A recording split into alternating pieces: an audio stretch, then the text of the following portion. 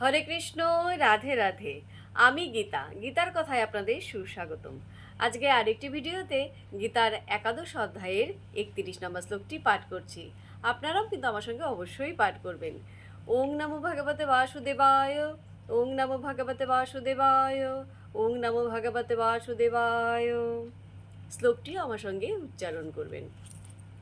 আখ্যাহি মে ক ভবান উগ্র রূপ, নমো অস্তু তে দেববর প্রসীদ, বিজ্ঞাতুম ইচ্ছামি ভবন্তম আদ্যম নহি প্রজানামি তব প্রবৃত্তিম।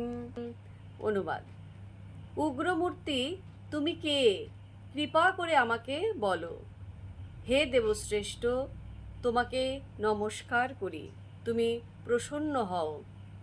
তুমি হচ্ছ আদি পুরুষ, আমি তোমার প্রবৃত্তি অবগত নই। আমি তোমাকে বিশেষভাবে জানতে ইচ্ছা করি।